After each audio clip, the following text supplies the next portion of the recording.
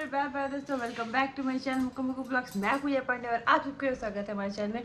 So guys मैं हो गई हूँ रेडी और अभी बज रहे हैं 4:30। आप सोच रहे होंगे कि इतनी सुबह में क्या कर रही हूँ, तो मैं 3 बजे को उठी हुई हूँ और ये सब करके 4:30 हो गया और हम लोग जा रहे हैं त्र्यंबकेश्वर। आपको बस एक ही काम करना है, अपने काम को थोड़ा देर हो रखना है, चाय कॉफ़ी नाश्ता खाना है, जो आप खा रहे हैं, जो जिस टाइम पे आप देख रहे हैं वो चीज़ ले लीजिए और मेरे ब्लॉग को फुल एंजॉय कीजिए।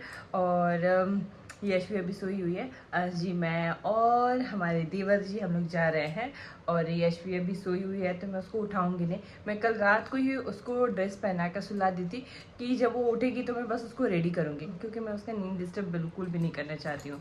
इतना पास रहते होने के बावजूद भी मुझे लग गए त्र्यंबकेश्वर जाने में 5 से 6 साल।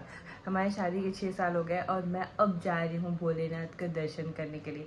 फाइनली भोलेनाथ हमें बुलाए हैं, तो चलिए और देखते हैं भोलेनाथ मुझे दर्शन दे भी रहे हैं या नहीं। मेरे सारा डिटेल में मैं आपको बताऊंगी, बस थोड़ा देर, बस रास्ते खत्म होंगे और मैं भोलेनाथ के दर्शन करूंगी। और जो मुझे पहले से जानते हैं उनको तो पता ही है कि मैं कितनी बड़ी भक्त हूँ अपने भोलेनाथ की, तो मैं बहुत ज़्यादा खुश हूँ। और ऐसा कुछ पहले से प्लान नहीं था, सडनली कल प्लान बना कि हाँ चलो त्र्यंबकेश्वर चलते हैं और फिर बस होता है, कहते हैं ना बुलाओ जब आ जाएगा, बस उसी टाइम पे लोग हाजिरी लगाने पहुंच जाते हैं। तो शायद मुझे लगता है भोलेनाथ को मैं 6 साल बाद दिखी हूँ, शादी के 6 साल बाद दिखी हूँ और बचपन से अभी दिखी हूँ। और ये सुबह 4:45 बजे का टाइम है और हमारा गाड़ी रेडी।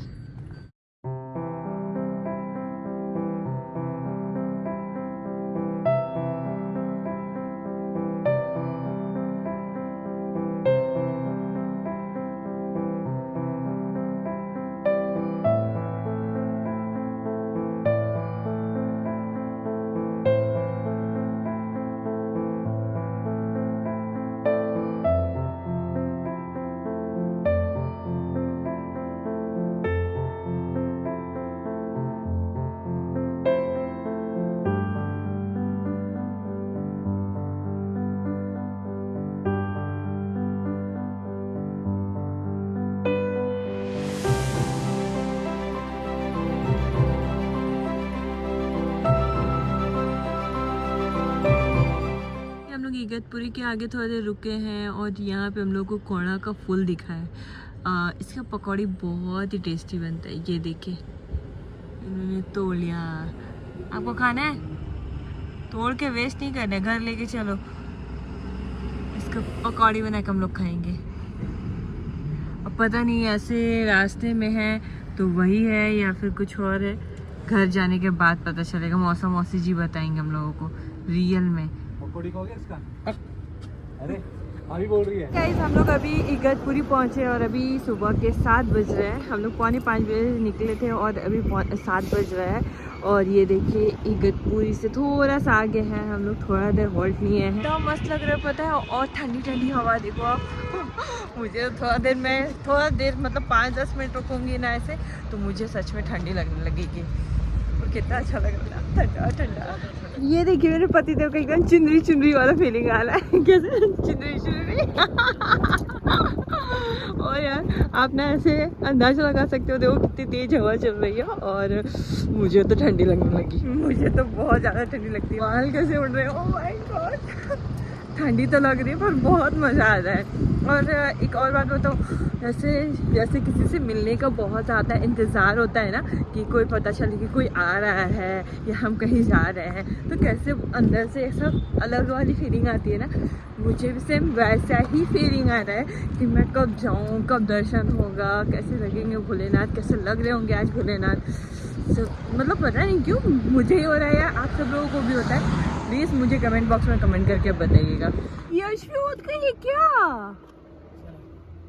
हाँ यशवी उठ गई।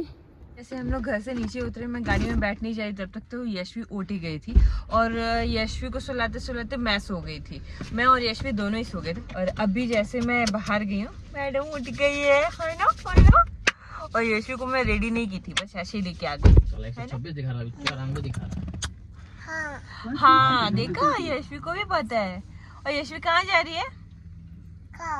कार से यशवी घुमू घुमू करने जा रही है, हर हर महादेव करने जा रही है। ऐसे तो रास्ते में बहुत सारे टनल आए थे बट सबसे ज़्यादा लंबा टनल इगतपुरी का टनल है, जो अभी हम लोग मतलब जहाँ से अभी हम लोग आ ही रहे हैं, निकल रहे जहाँ से, तो अभी तक का मेरे को सबसे ज़्यादा लंबा टनल दिखाई है। वैसे ही मैं यशवी के लिए ओट्स बना के लेके आई थी।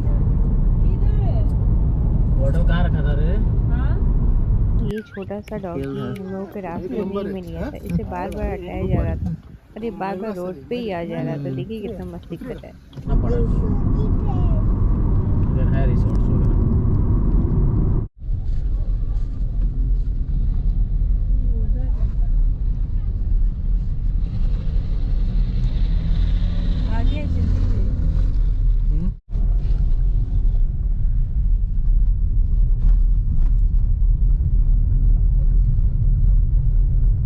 सो गाइस 8:30 बज रहे हैं और हम लोग पहुंच गए हैं।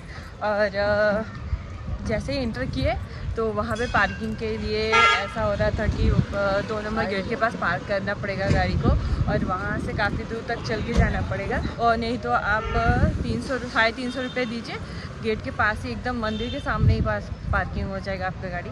हमने ऐसा कुछ नहीं किया, सामने आगे आए तो एक ताज पार्किंग था, वहीं पे हम लोग अपना कार पार्क किए हैं। और यशवी सोई है, चाचू लेके जा रहे हैं, और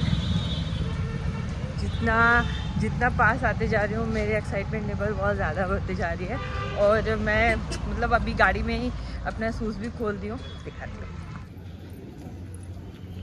ये देखिए सामने से वाटरफॉल ही दिख रहा है। ये बस है, आपको एकदम यहीं पे उतार देगा, सामने बस स्टैंड है।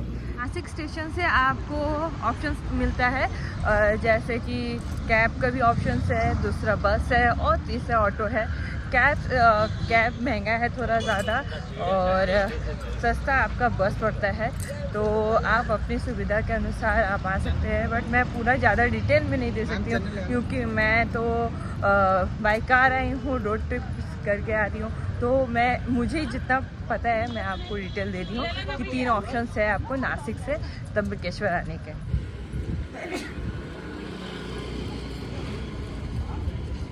यशवी उठ गई है, और यशवी उठ गई है, ठंडी लग रही, तो मैंने यशवी को हुडी पहना दिया है। यशवी उठ रही है, सो रही है, उठ रही है, सो रही है।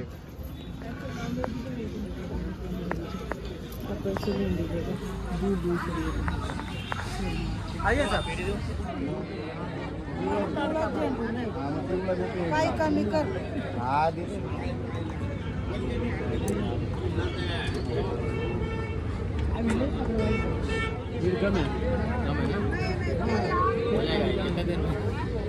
आपको 2 घंटा VIP वाला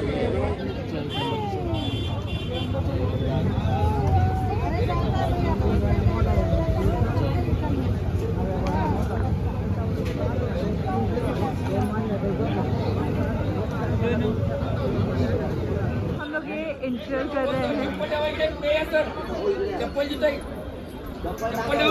डोनेशन दे के VIP दर्शन कर सकते हैं। चलो है एंट्री, और फिलहाल अभी यहाँ से तो हमें खाली मिला है। भगवान भोलेनाथ, आगे भी जल्दी करना। ओह ये देखिए, मुझे लगता है ऐसा जैसे शिवरात्रि सावन ऐसा रहता है ना, तो इस सब टाइम पे मुझे लगता है यहाँ पे तो मतलब यहाँ तक लोग तो होते ही होंगे। मंदिर के अंदर आप कुछ ज़रूरत के सामान लेके जा सकते हैं, जैसे कि अपना फ़ोन, कुछ खाने पीने का सामान। ऐसे ना हर जगह LED TV लगा हुआ है, आप यहाँ से भी भोलेनाथ का दर्शन कर सकते हैं। ये लाइन देखिए, सुबह 5:30 बजे खुलता है और रात के 9 बजे बंद हो जाता है। और सुबह के आरती 5:30 बजे और शाम के आरती 7:30 से 8:30 बजे के बीच में होती है। ब्रह्म पूजा और रुद्राभिषेक सुबह 7 से 8:30 बजे के बीच में होता है। ये जो लाइन दिख रहे हैं ये जनरल लाइन है, जहाँ पे आप कभी भी कैसे भी दर्शन कर सकते हैं। इसमें आपको कोई चार्जेस नहीं देना पड़ता है। और ये जो दूसरी लाइन देख रहे हैं ये लाइन VIP लाइन है, जो 200 रुपया पे किया था हमने पर पर्सन। और ये हमने इसलिए लिया था क्योंकि मुझे जहाँ तक पता था कि बहुत लंबी लाइन लगती है और यशु परेशान हो जाती, इसीलिए हम लोग VIP दर्शन किए, क्योंकि यशु परेशान हो जाती और मुझे जहाँ तक पता था यहाँ पर बहुत लंबी लाइन लगती है, लोग 5-5 घंटे लाइन पे लगे रह जाते हैं।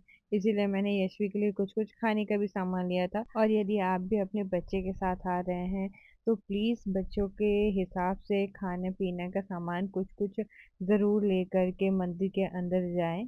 यहाँ भी यशवी का मस्ती स्टार्ट हो गया है, उसे रेलिंग पे खड़े रहना है और वहाँ से स्टंट करना है उसे।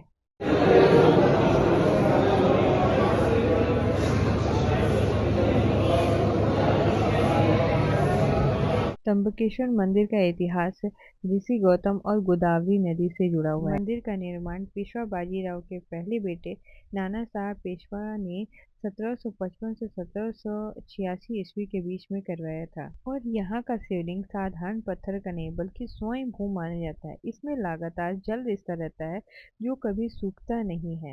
ये है पूरा मंदिर जहाँ हमारे भोलेनाथ है, और ये इकलौती मंदिर है पूरे दुनिया में जहाँ ब्रह्मा विष्णु महेश तीनों एक ही जगह दिखते हैं। छोटे छोटे वो शिवलिंग में ही उनको दिखाई देते हैं।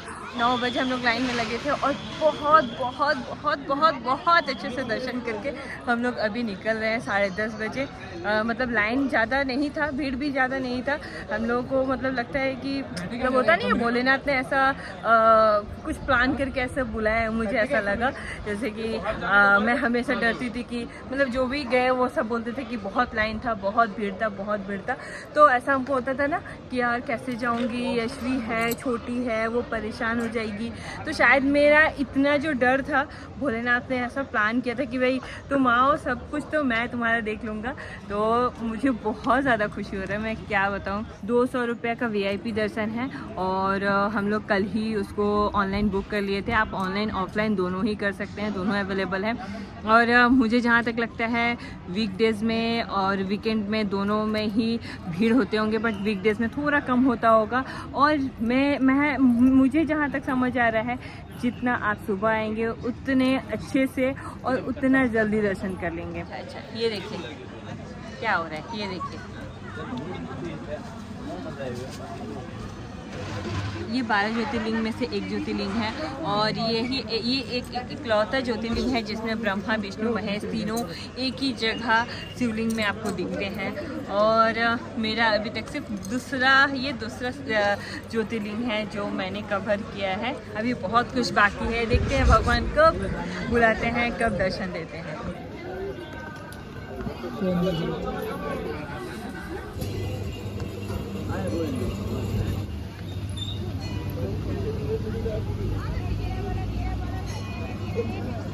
कहाँ गया यशवी? यहाँ पे अपने लिए बैडमिंटन लिए। नहीं गम, अब नहीं गम है।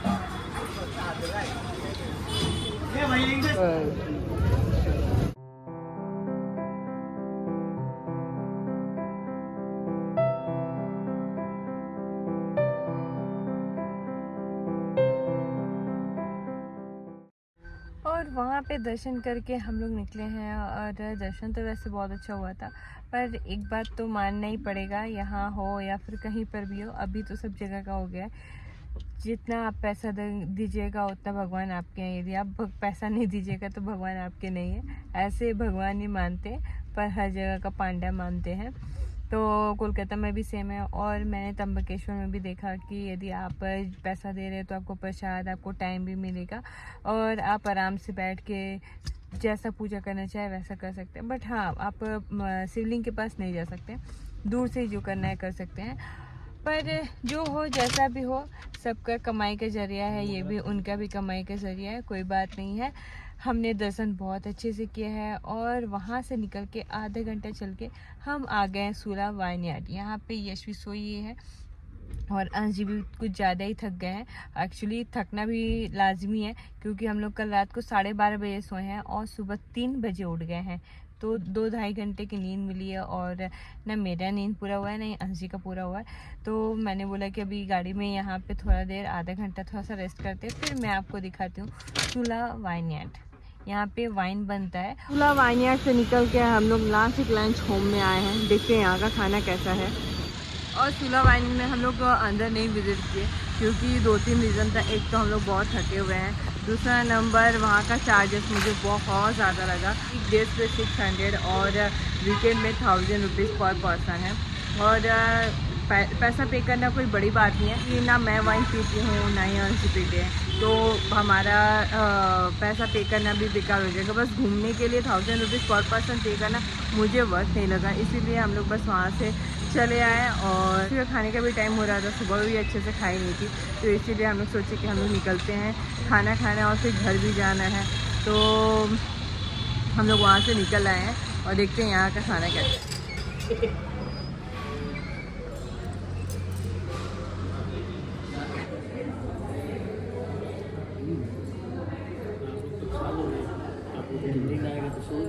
तो हम लोग खाना खा लिए हैं और यहाँ का खाने का टेस्ट सच में अच्छा था और प्राइस भी रिजनेबल था। ऐसा नहीं कि प्राइस बहुत ज़्यादा हाई था, खाने के हिसाब से क्वांटिटी भी ठीक था, मतलब ज़्यादा नहीं था। 2 लोग खा सकते हैं आराम से। और इसी के साथ ही मैं इस ब्लॉग को यहीं एंड करती हूँ और मिलती हूँ नेक्स्ट ब्लॉग में। अब हम लोग यहाँ से घर जा रहे हैं। Okay bye bye Yashu, bye bye bye bye.